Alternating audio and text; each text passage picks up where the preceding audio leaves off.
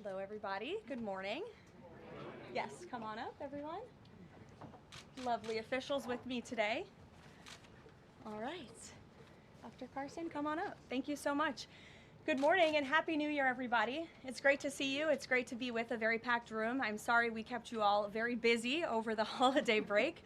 And I know there is a lot of news out there today, both here at home and around the world. I will be happy to take all of your questions on all of that news.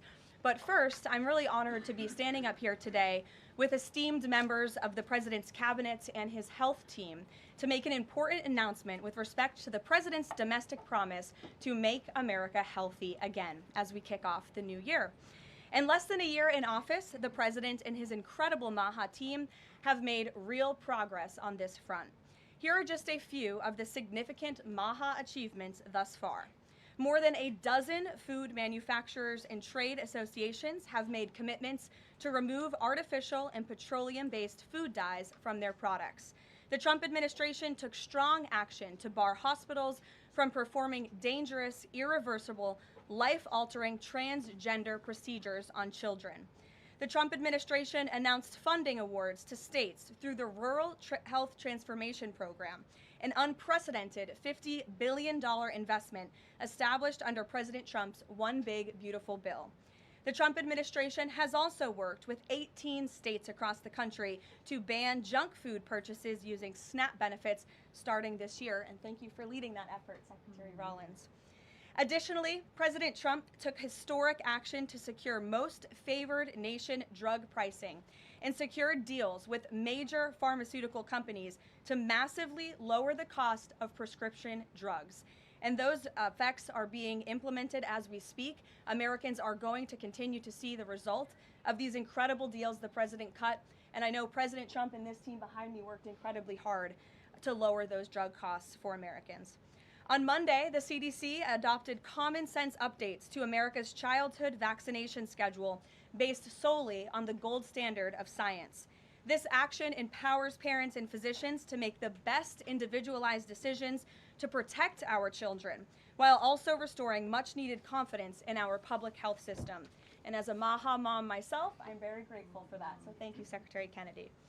To build on this progress, the Trump administration is now updating federal nutrition standards and guidelines to ensure that Americans have the most accurate, data-driven information supported by science and hard facts, not special interests or partisan ideology. President Trump has tasked two of the great individuals behind me, USDA Secretary Rollins and HHS Secretary Kennedy, with collaborating on this vitally important project. And today they are here to officially unveil the 2025 to 2030 dietary guidelines for America. These new guidelines are informed by the best and most reliable research on health and nutrition, particularly as it relates to the role of our diets and the prevalence of chronic disease in the country. They are also These guidelines are easy to read and understand, so every American, young and old, can access this information that literally has the power to change lives. But these are not just an updated guideline. These are the foundation to all federal food programs in our country.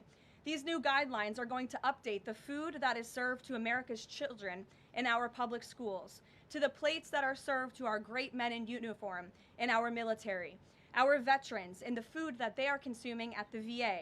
And these new guidelines are also going to impact nutritional programs for the needy in our country, such as WIC and Head Start. Unfortunately, for decades, federal dollars has promoted low-quality, highly processed foods that lead to scores of long-term health issues, which means Americans have gone broke because of these health issues.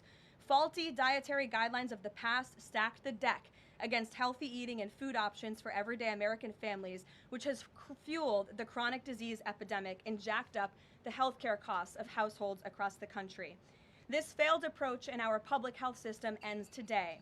When these guidelines are followed, Americans will be saving themselves thousands of dollars. If we want to cut healthcare costs in our country, we must become a healthier country. According to the CEA, poor diet is the root cause of obesity, which accounts for $400 billion in medical spending each year. A healthier America will lead to a more affordable America. The new dietary guidelines from the Trump administration will ensure federal dollars go to real food to improve public health and therefore save the American people their hard-earned cash over the course of their lives. So with that, I am going to hand it over to Secretary Kennedy. The great people behind me will give remarks, and then we'll get into Q&A for the officials that are here on this specific topic. They will leave because they're all very busy people, and then I will open it up to Q&A with the rest of you on the rest of the news in the world. So thank you, and we'll start with Secretary Kennedy. Thank you, Carolyn. Thank you. Today marks a decisive change in federal nutrition policy made possible by President Trump's leadership and the work of MAHA moms and public health advocates who demanded reform. Today, in accordance with President Trump's directive, Brooke and I will release the dietary guidelines for Americans 2025 to 2030, the most significant reset of federal nutrition policy in history. These guidelines replace corporate-driven assumptions with common sense goals and gold standard scientific integrity. These new guidelines will revolutionize our nation's food culture and make America healthy again. For decades, Americans have grown sicker while healthcare costs have soared. The reason is clear. The hard truth is that our government has been lying to us to protect corporate profit-taking, telling us that these food-like substances were beneficial to public health. Federal policy promoted and subsidized highly processed foods and refined carbohydrates and turned a blind eye to the disastrous consequences. Today, the lies stop.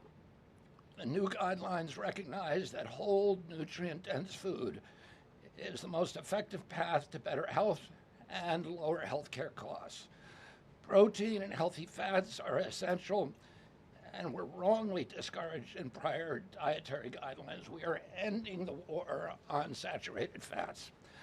Diets rich in vegetables and fruits reduce disease risk more effectively than many drugs. Whole grains outperform refined carbohydrates. Added sugars, especially sugar-sweetened beverages, drive metabolic disease, and today our government declares war on added sugar. Highly processed foods loaded with additives, added sugar, and excess salt damage health and should be avoided. As Secretary of Health and Human Services, my message is clear: eat real food. Nothing matters more for healthcare outcomes, economic productivity, military readiness, and fiscal stability.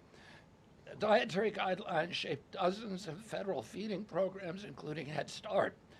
These standards affect 45 million school lunches every day, meals for 1.3 million active duty service members, and food served to 9 million veterans in VA hospitals. Today begins the work of aligning those programs with affordable, whole, nutrient-dense food. Implementation requires coordination across the government. I'm working with many of my fellow cabinet secretaries to deliver results. I want to thank Bobby Mukamala, thank you very much, who is the president of the American Medical Association, for committing to mobilize the medical community on nutrition. And I thank also the American Academy of Pediatrics for partnering on this effort. I also look forward to working with Dr. Jay Bhattacharya and Dr. Marty McCary to fund and prioritize rigorous nutrition research at the NIH and at the FDA. The stakes are measurable and severe. A Johns Hopkins analysis estimates that 48% of every federal taxpayer dollar now goes to healthcare. The CDC reports that 90% of healthcare spending treats chronic disease. That means that 40%, 40 cents of every dollar that taxpayers pay in this country is going to treat diseases that could be averted through good food. The United States has the highest obesity and type 2 diabetes rate in the developed world. We spend 3 times more per capita than the European Union on healthcare, yet our life expectancy is 5 years lower, largely due to diet-related chronic disease. Our childhood obesity rate is 5 times higher than countries like France. 1/3 of U.S. teens have prediabetes, over 35% are overweight or obese, and 20% of young adults have non-alcoholic fatty liver disease. 77% of military-aged Americans are ineligible for military service because of diet-related conditions.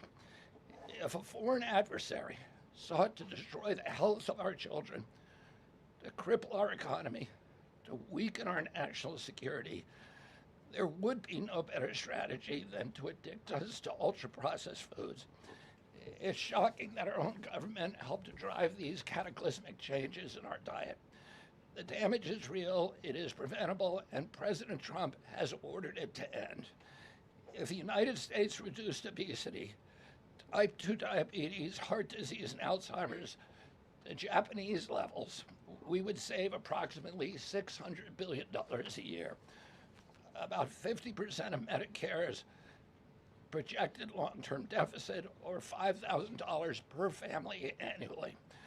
Current policy worsens the problem. 42 million Americans rely on SNAP, where common purchases include sugary drinks, candy, and chips. 78% of SNAP recipients are enrolled in Medicaid, and 90% of Medicaid spending goes to chronic disease. These incentives raise healthcare costs and undermine health. This must change. The new framework centers on protein and healthy fats, vegetables, fruits, and whole grains. And you can see the food pyramid here.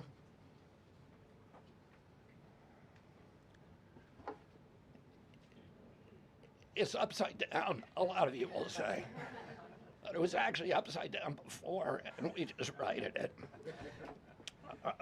For the first time, the dietary guidelines directly address ultra-processed foods and set firm sugar limits in federal procurement, driving a significant reduction in added sugar in school meals. I want to thank President Trump for his leadership and the partners committed to ensuring that federal food dollars support real food and better health. Thank you. And I want to introduce my partner and friend, Brooke Rollins, who is an extraordinary collaborator on this. Thank you. Well, good morning, everyone. Happy New Year. What a honor to be here. I think this is Caroline's first press conference back, and what a great way to start the new year, 2026. I want to thank Secretary Kennedy. Your commitment to the well-being of Americans is such a blessing to this nation. We have been working on these new dietary guidelines really since almost day one. Bobby and I were voted on the same day and sworn in on the same day. So I think the partnership from minute one has been real and extraordinary. As Secretary Kennedy mentioned, America is in the middle of the worst chronic health crisis in our nation's history. Over 40% of the roughly 73 million children in the United States have at least one chronic health condition, and nearly 90% of healthcare spending goes toward treating people with chronic disease. Secretary Kennedy mentioned that, but it is really important to keep underscoring that fact. This crisis is unacceptable. It prevents Americans from living healthy and happy lives. And for decades under both Republicans and Democrats, federal incentives have promoted low quality, highly processed foods and pharmaceutical interventions instead of prevention. As a result, nutrient-dense whole foods grown by America's farmers and ranchers have been increasingly displaced. The Trump administration is acutely aware of this danger, and today this announcement is making a major step in doing something about it. Thankfully, the solution is simple and should be non-controversial. Eat real food. This is the main message of the new Dietary Guidelines for Americans 2025 to 2030, which encourage households and schools to prioritize whole, nutrient-dense foods. That means more protein, more dairy, more healthy fats, more whole grains, more fruits and vegetables, whether they are fresh, frozen, canned, or dried. We are finally putting real food back at the center of the American diet. real food that nourishes the body, restores health, fuels energy, and builds strength. This pivot also leans into the abundant, affordable, and healthy food supply already available from America's incredible farmers and ranchers. By making milk, raising cattle, and growing wholesome fruits, vegetables, and grains, they hold the key to solving our national health crisis. And President Trump is mobilizing government to ensure families across America have greater access to these healthy foods. In the past 12 months, inflation has slowed and wages have risen for the first time in 5 years. Under President Trump's leadership, prices for everyday staples are declining and more help is on the way. Recent data show that fruits, vegetables, dairy, and proteins, including eggs, pork, and ground beef, are becoming even more affordable every day for our American people. American households enjoy the most affordable and abundant food in the world, and today's release only reinforces that reality. A healthy meal is within reach for all American families. These new dietary guidelines are a framework which is meant to be customized to meet the needs, the preferences, and the financial status of all American families. For example, a meal including such items as pork or eggs or whole milk or cheese, tomatoes, other fresh and frozen fruits and vegetables, whole grain bread, corn tortilla can cost today right around $3 for that meal. $3. And soon USDA will finalize our stocking standards, which means that those businesses in America that take the SNAP benefit, what they are required to stock in order to take that benefit. By the way, that's almost 250,000 retailers across America. That very soon we will be finalizing that rule that will mandate all 250,000 retailers in America double the type of staple foods that they provide for America's SNAP households. This means healthier options will be in reach for all American families, regardless of circumstance, at levels never seen before in our country. These dietary guidelines are foundational to so many USDA programs, and their introduction marks the first step in connecting America's schools and dinner plates to the best of American agriculture. Make no mistake, under President Trump's leadership, we are restoring common sense, we are restoring scientific integrity, and we are restoring accountability to federal food and health policy. The new guidelines are all about putting the well-being of Americans first, exactly where it should have been all along. This is the foundation that will make America healthy again, not just for those of us alive today, but for our children and our children's children and those coming behind. I want to end by saying God bless American families, God bless the American farmer and rancher, and God bless America. What an honor now to introduce another great partner in this incredible work, and that is Dr. Mehmet Oz. Thank you. Congratulations to Secretary Rollins, Secretary Kennedy, and do want to express my appreciation for what the President has done overall to increase the affordability of health care. The biggest accomplishment perhaps for the health system ability to drop down prices last year was the most favored nation drug pricing that Caroline mentioned. These are incredibly effective at reducing the cost, for example, of what the President calls the fat shot, the Ozempic, GLP-1 category of medications. We dropped them dramatically. But the best way to reduce drug spend in America is to not need the drugs in the first place.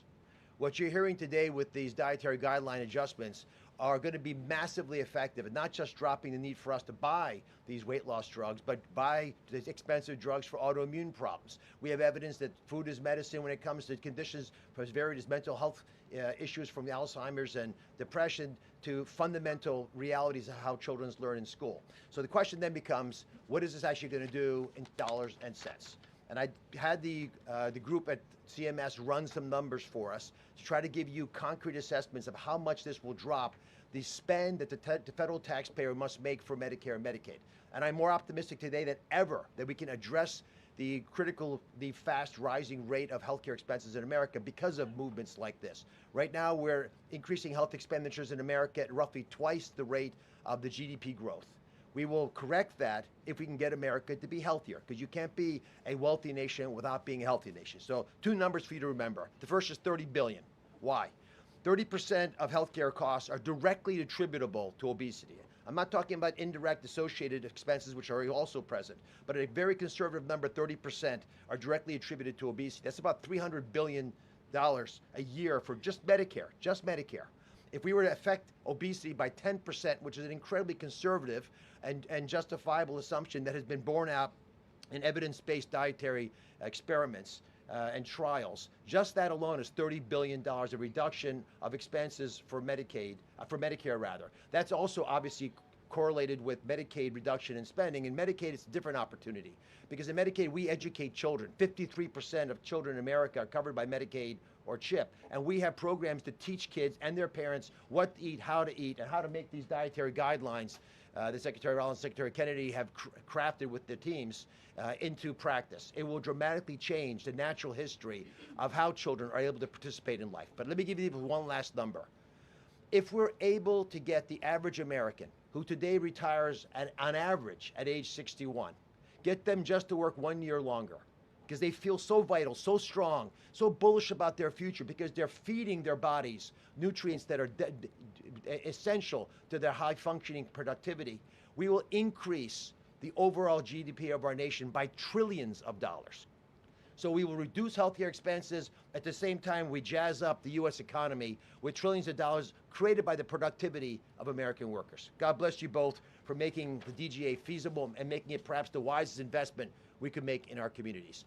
Marty Makary is one of my closest friends, the powerful leader of the FDA who's been taking brave steps along the line and has additional insights. Thanks. Thank you, Dr. Oz. Today marks the beginning of the end of an era of medical dogma on nutrition. For decades, we've been fed a corrupt food pyramid that has had a myopic focus on demonizing natural, healthy, saturated fats, telling you not to eat eggs and steak, and ignoring a giant blind spot. Refined carbohydrates, added sugars, ultra-processed food. This study in JAMA now shows that 60% to 70% of kids are getting their calories from ultra-processed foods. That's an epidemic. We now have a generation of kids addicted to refined carbohydrates, low in protein. They are literally nitrogen negative because we've used old flawed studies that used urine nitrogen to estimate body protein metabolism, and they missed the mark. The old guidelines had such a low protein recommendation that we are increasing that by 50 to 100%. Kids need protein. The old protein guidelines were to prevent starvation and withering away.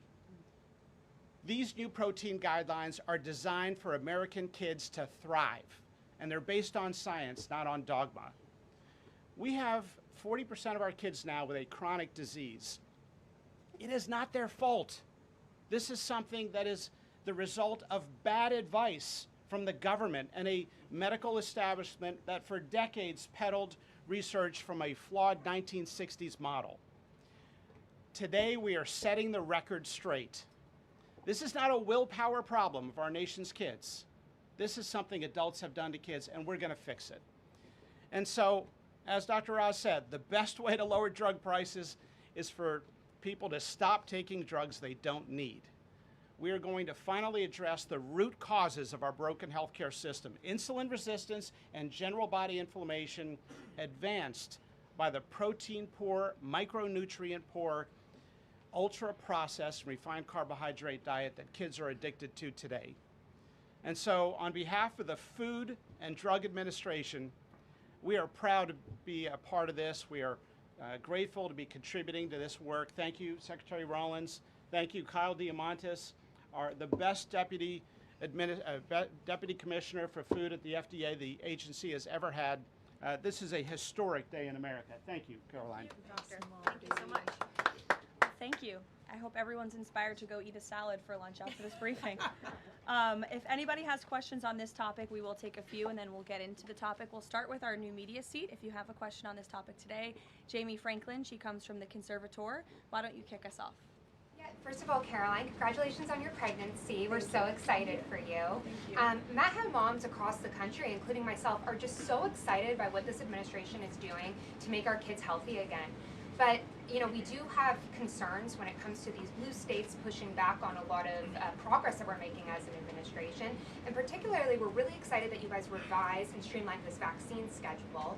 However, what we have seen is that these blue states, whether it be, no tax on tips, no tax on overtime, or pushing back on immigration, they continue to stop your guys' progress. So what has been the response from these blue states? Because as MAHA moms enrolling our kids in school, this is a big issue, and we celebrate what you guys are doing, but we want to have it, even in the blue states as well.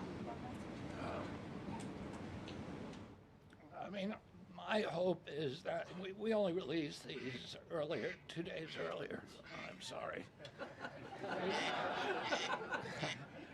Duck is also high in protein. It's an interesting. Duck is a good thing to eat, everybody. We only released the new vaccine schedule 2 days ago. The vaccine schedule, there's nothing compulsory in it. Everybody, I've always promised, I'm not going to take people's vaccines away from them. People who want to get vaccines, everybody who wants them can get all of the vaccines that were on the old schedule. They will all be paid for by the Vaccines for Children program or for the insurance the same as before. We release guidelines that we think are optimal to public health. They're the same with core vaccines that are required by the European community. And those nations all have much better health outcomes than we do. And they're based on their best science and also on their conviction that when you put too many vaccines on the program, it actually reduces compliance. It reduces uptake. And so we want to maximize the uptake of vaccines by making sure that Americans know that we are making recommendations that are science-based, that are common sense, that are grounded in science. And right now, that's the best science that we have. And again, there's 3 categories of vaccine. One is the core schedule, which resembles the European countries. The second is for people who have vulnerabilities, for high risk, and that doesn't change at all. And then the third is shared decision making, which any vaccine that was on the old schedule, you can continue to get. So people will make their own choices, and that's what democracy is about. I asked the boss, Caroline, for permission to add a little bit to this because I think it's really important. And by the way, Jamie, what a superstar you are. It's so fun to see you in this seat, Jamie Franklin. The blue state question is a really important one. And for those of us that are running agencies with these programs, I mean, I've talked to a lot of you already about how we have 22 blue states that won't give us their SNAP data so that we can figure out and ensure that those who really need these programs are actually getting these programs. Clearly, you all have been writing about Minnesota. California is next. We're looking at New York, some other states. The amount of fraud in all of these programs is absolutely stunning. And the challenge is, I mean, from Medicaid, et cetera, I know, Dr. Oz, you've talked a lot about that. This is a significant problem. And I think who's really harmed in all of this conversation and when these blue states aren't partnering with us to try to do this right is we say blue states and red states, but in those states, there are all kinds of our citizenry and that aren't all Democrat or aren't all Republican. We had a poll that just came out that had about 85% of all Americans believe that states should turn their data over on SNAP so that we can figure out where the fraud is and ensure these programs are going where they need to go. So my request of these blue states and these blue state governors is partner with us. Let us figure out how to do this better. Let us make sure that whether it's the vaccine schedule or the SNAP program or the Medicaid program or the child care program, that we are doing everything we can to protect every tax dollar, but to also ensure those who need it the most vulnerable in our society, are getting the programs they need versus those who A, are not even supposed to be here, or B, are cheating the system. Jeff. Thanks, Caroline. One of the changes that was made had to do with alcohol. Secretary Kennedy or Dr. Oz, could you explain the science behind the new language on not saying 2 drinks for men and 1 drink for a woman every day would be healthy, and whether or not the industry had an impact on the language of moderation versus just saying alcohol is not healthy and you shouldn't drink it? So alcohol is a social lubricant that brings people together. In the best case scenario, I don't think you should drink alcohol. but it does allow people an excuse to bond and socialize, and there's probably nothing healthier than having a good time with friends in a safe way. If you look at the blue zones, for example, around the world where people live the longest, alcohol is sometimes part of their diet. Again, small amounts, taken very judiciously, and usually in a celebratory fashion. So there is alcohol on these dietary guidelines, but the implication is don't have it for breakfast. Right? This should be something done a small amount with hopefully some kind of an event that might have alcohol added. But the general move away from 2 glasses of men, 1 glass of women, there was never really good data to support that quantity of alcohol consumption. That data was probably primarily confused with broader data about social connectiveness. Take a couple more. John? Thanks a lot, Caroline. Secretary Rollins, I'm curious about with these guidelines. They're not mandates, they're guidelines. What are the practical effects of these guidelines on public schools all across the country? Well, today begins thank you, John. It's good to see you. Today begins the first day now in a recalibration of the rules, whether it's school lunches, whether it's the SNAP program, whether it's as veterans were mentioned, our prison system, that now we begin the process of implementing and redrafting the rules to reflect what this new dietary guidelines for Americans actually is doing to our food system. So there is a lot of work to do. Nothing changes overnight, but as I think we've proven, this administration moves very, very quickly on all fronts, 7 days a week, 365 days a year, and so you'll begin to see some real changes coming very soon. As everyone is aware, for many of our most vulnerable in the margins in our communities, the school lunch is often the best place for our children to get the healthiest meal. Hopefully with stocking standards and reworking SNAP and the SNAP waivers we've done, that begins to change too. But right now, that is going to be the single most important, from my perspective, move forward, is the school lunches and making sure that we're getting the right amount, the best amount, and most nutrient-dense foods into the schools. Thank you. You also mentioned, Secretary Rollins, cost when you had your remarks a little bit earlier. Is eating healthier more cost-effective? Is it cheaper than just having a diet of processed foods? I had a whole chart to show you, but left it in the back, unfortunately, that yes, indeed, that eating healthy, for the most part, we've got 100 simulations, is actually less expensive. The challenge is the access to those healthy foods, especially in parts of America where they have food deserts. They don't have a H-E-B or a Kroger or a Central Market. These are all Texan grocery stores, but whatever similar across the country.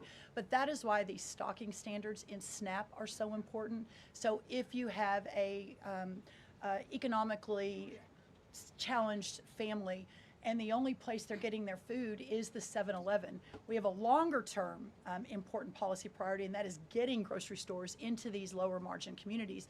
But for now, requiring those retailers, those 250,000 retailers across America, to double their stocking of healthier foods. That will allow us to immediately get these better foods into all communities, but especially the most vulnerable. Thank you, John. Let me just add something to that. Brooke and I are working on a program. Affordability is the priority for the president. And we know we have to make it easy and accessible for healthy foods for every American. And we believe we can do that. We think affordable food is within reach of every American family. We are working on a education and information program that will allow American families all over the country to come onto our website and find the healthiest foods at the lowest cost for themselves.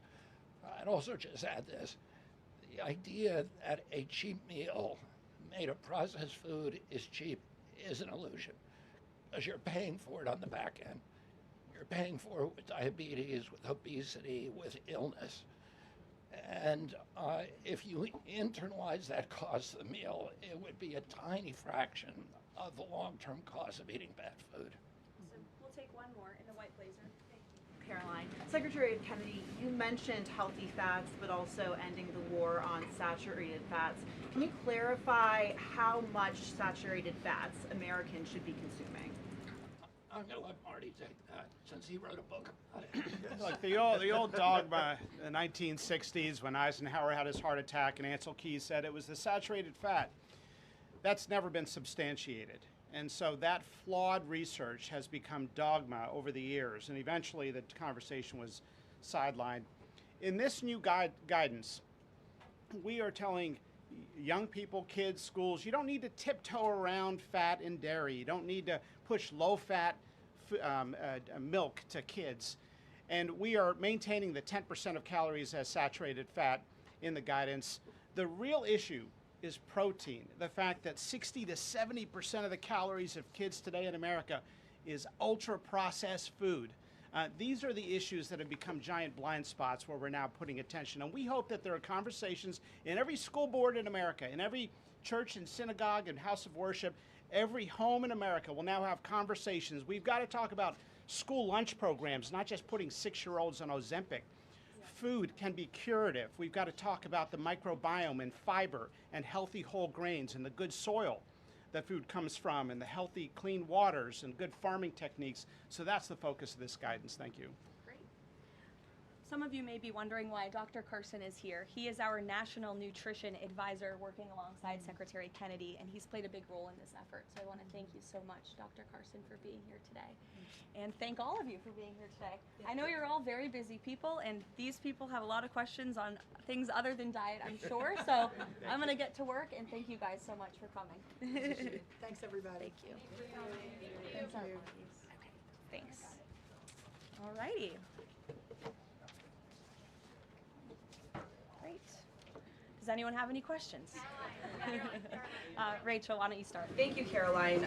The president has been adamant that he is now in charge of Venezuela, but Delcy Rodriguez said the government of Venezuela runs her country, no one else, saying, quote, there's no external agent governing Venezuela. So which one is it?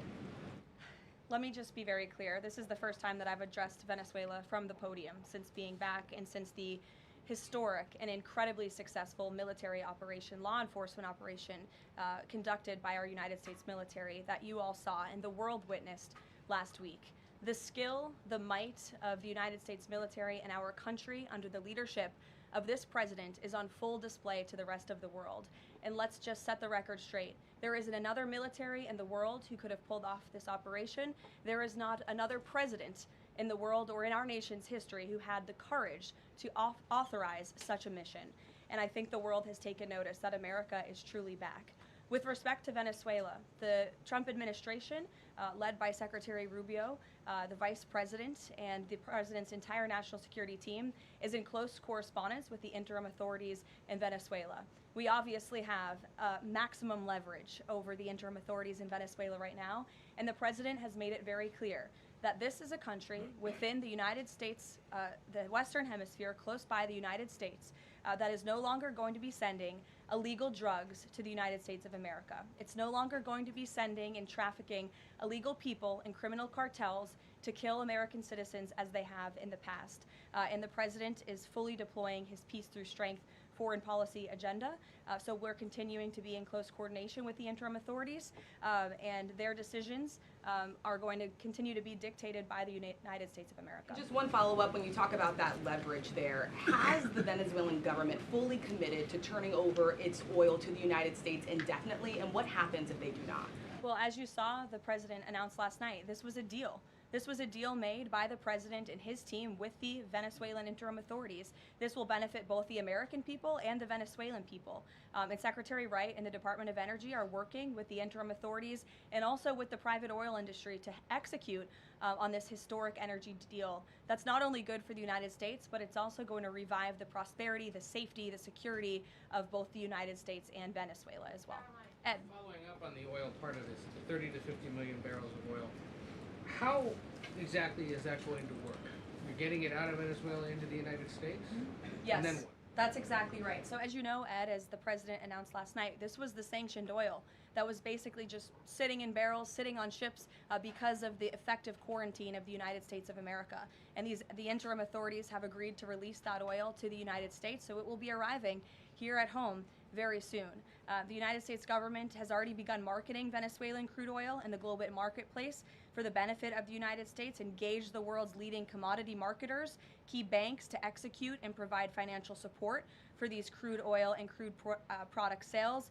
All proceeds from the sale of Venezuelan crude oil and products will first settle in U.S.-controlled accounts at globally recognized banks to guarantee the legitimacy and integrity of the ultimate distribution of proceeds, and those funds will be dispersed for the benefit of the American people and the Venezuelan people at the discretion of the United States government. It sounds like it requires a lot of private sector engagement and agreement And from there's the oil industry and the banking industry. That's Do you right. have that yet? There's a lot of private sector engagement that's happening right now. As you know, Secretary Wright, our energy secretary who's heading up this big project, is in Florida today meeting with some of these oil executives. And as we confirmed earlier, they will also be at the White House later this week. So they are absolutely eager to invest. They're eager about these opportunities. And Secretary Wright is a very well knowledgeable guy when it comes to oil and energy, and he's the perfect man for the job. Another corner of the world, Sure. real quick on Go ahead. Iran. Go ahead. So just to follow up on the oil, 30 to 50 million barrels is an initial tranche, if you will, and then what happens after that? I won't get ahead of the plans that the president and his team are currently speaking with the interim authorities about, but rest assured, there is a long-term plan here. Secretary Rubio and the entire team are working diligently on it, and this is just sort of the first action that you all are seeing. Ed. Thanks, Caroline. So in order to get these oil companies to invest billions in Venezuela, how will the U.S. reassure that their workers will be safe in Venezuela? Could there be troops involved? At this point in time, as you know, there are no troops on the ground in Venezuela. The president, of course, reserves the right to use the United States military if necessary. It's not something he wants to do. Diplomacy is always the first option. As you saw, he tried that with Nicolas Maduro, but unfortunately, he was an illegitimate dictator and an unserious person. And so President Trump authorized this law enforcement operation, and now Nicolas Maduro is sitting in a prison cell in New York. So certainly the president is going to do what's in the best interests of the American people, and that includes workers from our energy and oil industry as well.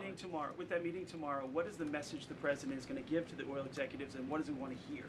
Well, the meeting is on Friday, and it's just a meeting to discuss, obviously, the immense opportunity that is before these oil companies right now. Stephen. Caroline, and congratulations again. Thank you. The New Yorker had a story yesterday on the vice president, and it questioned his, quote, notable absence on Venezuela. And the sub-headline asked, was the vice president's exclusion from the operation in Venezuela an expression of his anti-interventionist ideology or political calculation?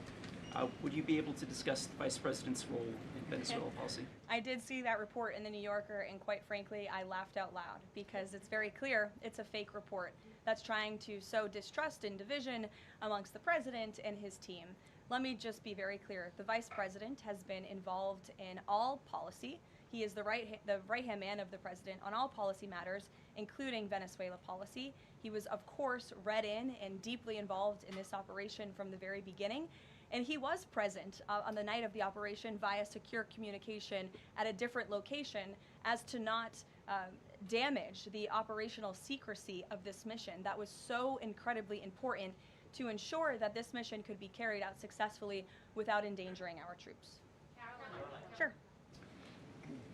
The U.S. seized a tanker recently. Russia specifically asked the United States not to seize that tanker. Does this action risk a larger conflict with Russia? I believe you're referring to the Bella 1 tanker that was seized this morning. The Department of Justice and the Department of Homeland Security, in coordination with the Department of War, did announce that seizure this morning for violations of U.S. sanctions. I've spoken about the enforcement of our sanctions policy at the podium prior to the new year, and this administration is going to fully enforce the sanction policy of the United States. The vessel this morning was seized in the North Atlantic pursuant to a warrant issued by a U.S. federal court after being tracked, and this was a Venezuelan shadow fleet vessel that has transported sanctioned oil, and the United States of America, under this president, is not going to tolerate that. I would also just add the vessel had a judicial seizure order in the crew, so that means the crew is now subject to prosecution for any applicable violation of federal law, and they will be brought to the United States for such prosecution if necessary. Kelly. Caroline, Happy New Year to you. Thank you. You too. I'd like to talk to you about a couple of things real quickly. The first question about the Venezuelan people. As you know, there's some 8 million Venezuelans here, some of them celebrating in the streets. There are Venezuelans on the ground who are concerned about their safety. What does the Trump administration, what is it doing to actually help people in Venezuela understand that they will be secure throughout this transition? I think the fact that this president actually followed through on the long-held promise of the United States of America, the bipartisan promise to take down the illegitimate Maduro regime, should give assurance to the Venezuelan people and also Venezuelan Americans who fled this communist regime for a better life here at home, that this is a president who is serious about taking down illegitimate regimes and who is also serious about securing the security of the United States of America, including the Venezuelan American people. And I would just add that this is something that not just Republicans and President Trump have talked about for a very long time, but it is also something that Democrats have advocated for. In 2020, Chuck Schumer said that that at the time, President Trump had not brought an end to the Maduro regime. The Maduro regime is more powerful today and more entrenched today than it was when the president began. Now you hear Chuck Schumer out there saying this is reckless. The American people and the Venezuelan people should be in fear. But this is something that Chuck Schumer has long advocated for. Senator Chris Van Hollen, same thing, had said that the United States is going to use its leverage and influence to push for negotiations to transition to the truly elected leader. This was under President Biden. We know Maduro and his cronies don't want to go quietly into the night. The U.S. needs to work to ratchet up the pressure. Now, Senator Holland says it's an illegal act of war to get rid of Nicolas Maduro. So the hypocrisy is really astounding here, and thank you for giving me an opportunity to point it out, Kayla. Sorry, go ahead. Yes. So there are reports that the administration is demanding that Venezuela cut ties with China, Russia, Iran, and Cuba. Can you confirm? I'm sorry? Reports that the administration has essentially demanded that Venezuela cut ties with China, Russia, Iran, and Cuba. Can you confirm that? Well, those alleged demands were made in a classified briefing by Secretary Rubio, and I know that there's a lot of leaks coming out of these classified briefings, so I'm not going to confirm or deny or get into what the Secretary has said in classified settings to members of Congress. But I think that the administration has made it quite clear to the interim authorities in Venezuela that this is the Western Hemisphere and American dominance is going to continue under this president. If I could just ask, there have also been reports that the U.S. could potentially buy Greenland as one potential option on the table. What would such an offer look like? Is there anything monetarily you could provide, any details there? Well, that's something that's currently being actively discussed by the president and his national security team. And I would point out that the acquisition of Greenland by the United States is not a new idea. This is something that presidents dating back to the 1800s have said is advantageous for America's national security. The president has been very open and clear with all of you and with the world that he views it in the best interest of the United States to deter Russian and Chinese aggression in the Arctic region. And so that's why his team is currently talking about what a potential purchase would look like. Jackie. Caroline, just following up on Greenland, why not rule out taking it by military force? I know that past presidents and past leaders have often ruled things out. They've often been very open about ruling things in and basically broadcasting their foreign policy strategy to the rest of the world, not just to our allies, but most egregiously to our adversaries. That's not something this president does. All options are always on the table for President Trump as he examines what's in the best interest of the United States. But I will just say that the president's first option always has been diplomacy. Again, look at Venezuela. He tried ardently to strike a good deal with Nicolas Maduro, and he told him, I will use the United States military and you will not like it if you don't take such a deal. And look at what happened. With respect to Iran, the president said the same thing, right? He tried to have serious interest in a deal with the Iranian regime with respect to their nuclear capabilities. They were not interested, and so Operation Midnight Hammer happened, which was another remarkable military success under the leadership of this commander-in-chief. So the president keeps his options open, but diplomacy is always the first. Quickly, just one additional follow-up on that. Does the president recognize Denmark's ownership as part of the kingdom? Because there have been some Republican senators questioning the claim that Denmark has to Greenland. Is the president in that camp with them, questioning the legality of I have not heard him question it personally, but you're welcome to ask him yourself next time you have the chance. Sanctions are being lifted for Venezuela. We got to lift some sanctions to let the oil come in. Can you talk about that just very briefly? Yes, so the U.S. is selectively rolling back sanctions to enable the transport and the sale of Venezuelan crude and oil products to the global markets, yes. Annie. Thank you.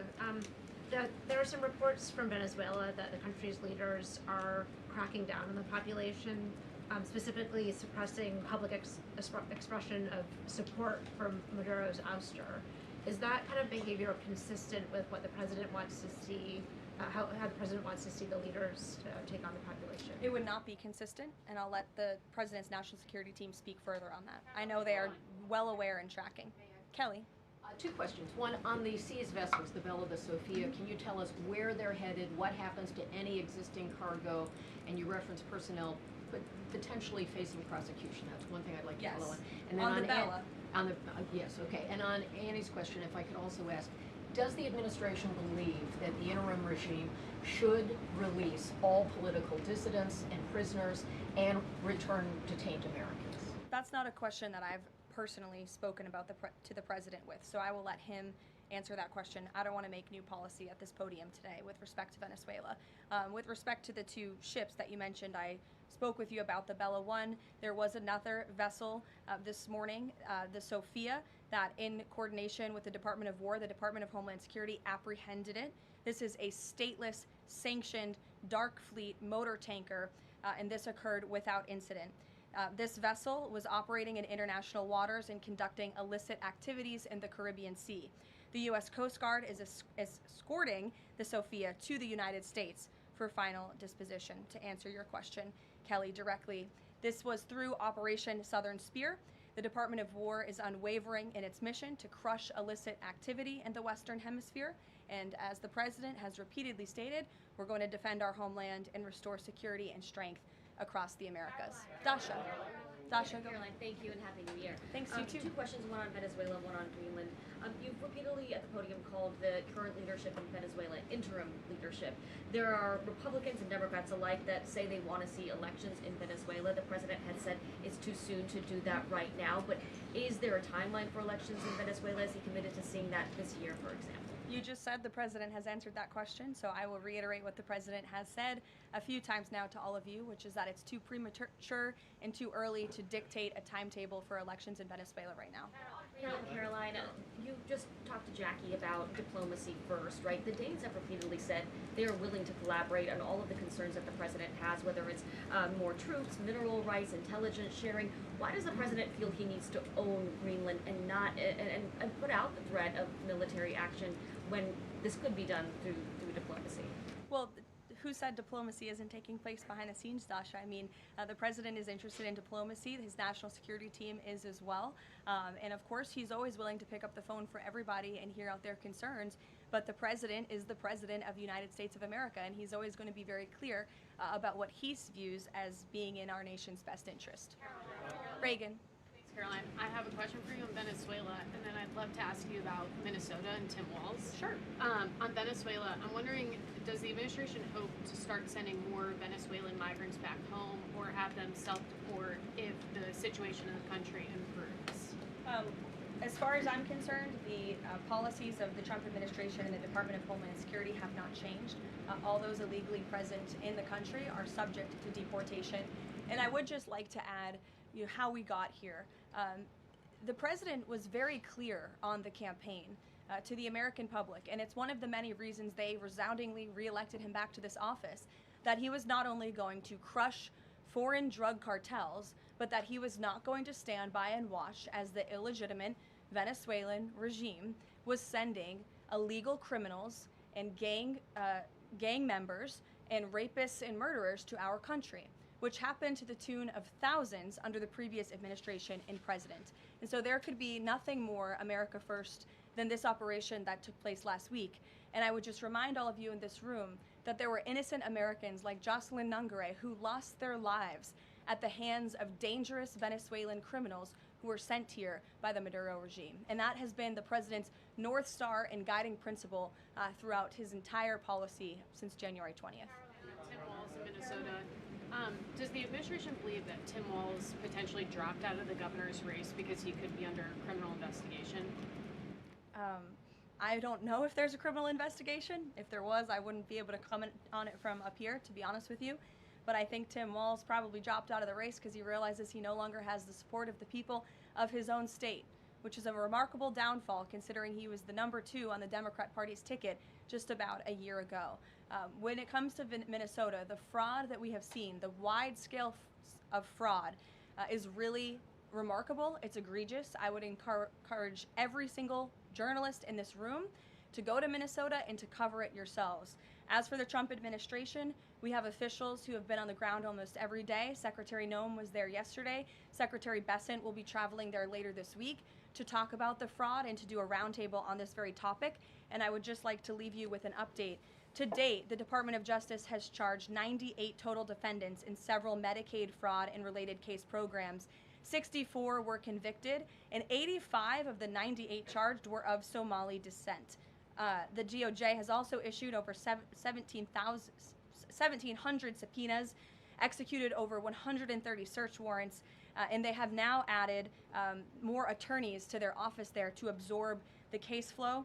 DHS is on the ground going door to door conducting large-scale criminal and HSI investigations. They have also sent approximately 2,000 agents to Minneapolis to assist with law enforcement and immigration enforcement. As I said, Secretary Noem was on the ground yesterday. The Department of Health and Human Services has also begun requiring a justification and photo evidence for all child care related payments nationwide, and they required Minnesota to conduct a full audit of all child care centers. They also froze $185 million in funding to Minnesota. And Dr. Oz, who was just here, also notified Governor Walz they're going to begin auditing Medicaid recipients and deferring payments on claims based on waste, fraud, and abuse. The Department of Labor is also conducting a targeted review of Minnesota's unemployment program.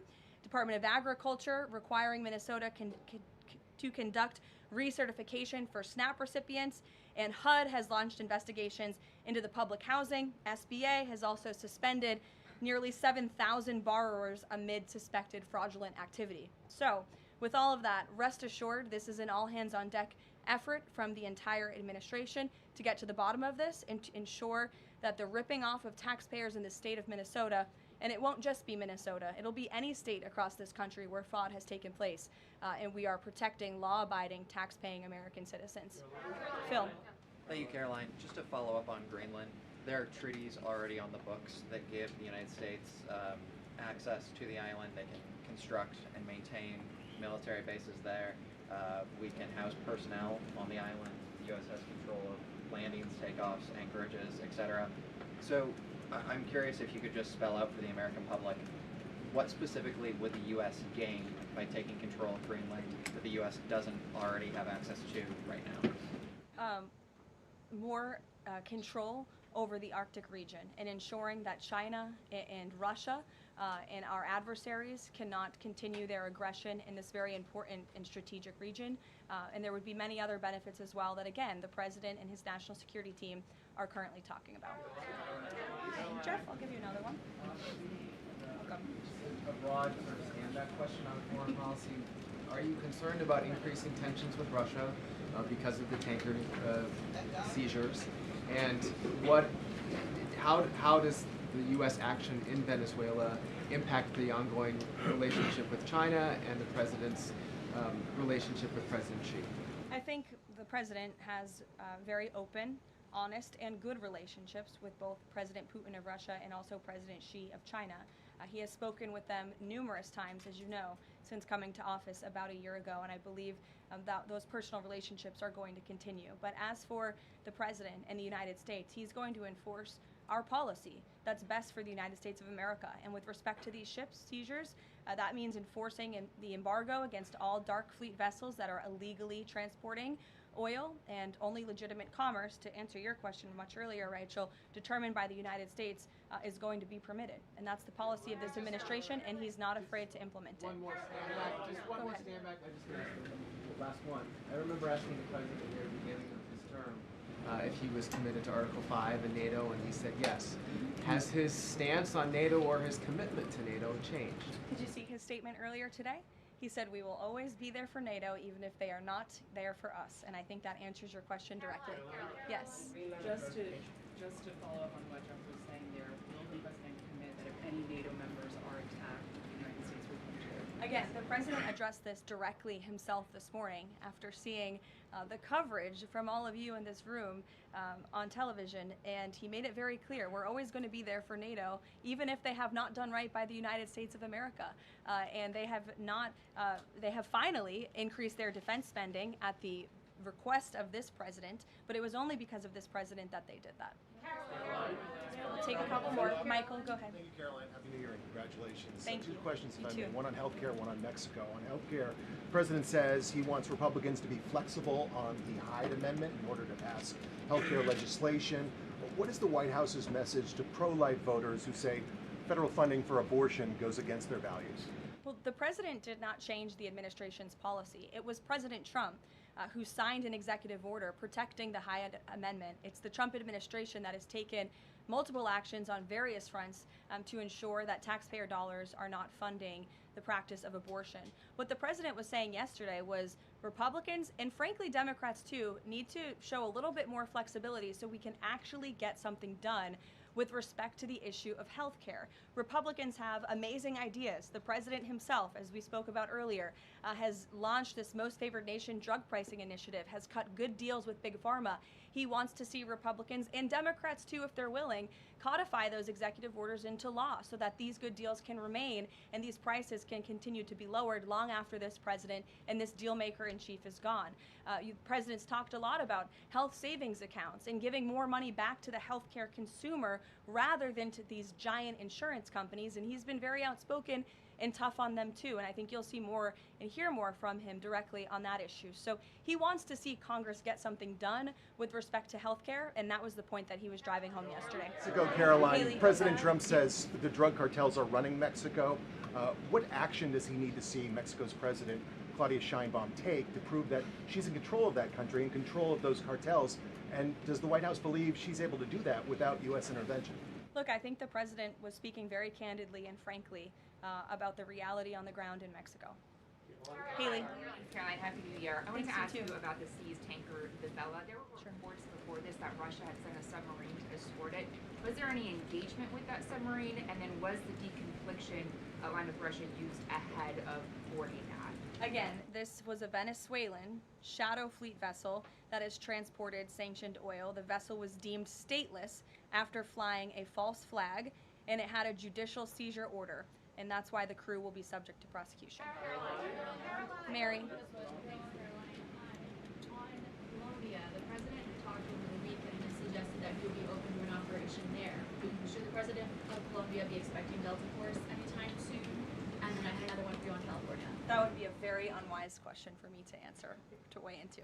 What's your next question? On California, can you share any more about the fraud investigation? The president said that there was one. Who's being investigated and where is it starting? Again, this is going to be a all-hands-on-deck government-wide effort. The president has directed all agencies across the board to look at federal spending programs in not just Minnesota, but also in the state of California to identify fraud and to prosecute to the fullest extent of the law all those who have committed it. Take one more, sure. Thank you. Caroline, yesterday was the 5-year anniversary of January 6th. Democrats and mainstream media continue to push their big lie that it was an insurrection and that police officers died that day. The reality is that 4 Trump supporters died on January 6th and 2 women were killed by January 6th police. Everybody knows Ashley Babbitt was shot in cold blood by Capitol Police Officer Michael Byrd, but there was another woman, her name was Roseanne Boylan from Georgia, and she was pepperballed, gassed, and ultimately brutally beaten with a stick by January 6th police officer Lila Morris. The Biden administration and mainstream media lied and told Americans Roseanne Boylan died of a drug overdose on Capitol steps. Her family is now asking for an investigation. Is the administration aware of the circumstances of her death, and will there be an investigation finally? Well, for an investigation, I will have to defer you to either the FBI or the Department of Justice, and I'm sorry to have to do that. But with respect to all of the facts that you just laid out, the White House relished the opportunity yesterday to actually create a new website to share the facts with the American public, but also all those in this room. We knew the media would be covering January 6th quite a bit because they think it's something that the American people are still believing their lies on. They think it's something that still helps their case against this president. Obviously not, or else he wouldn't have been reelected in an overwhelming fashion in November of last year. And so I would encourage everyone to take a look at the website. It's quite well done. And thank you all very much. It's great to be back with you.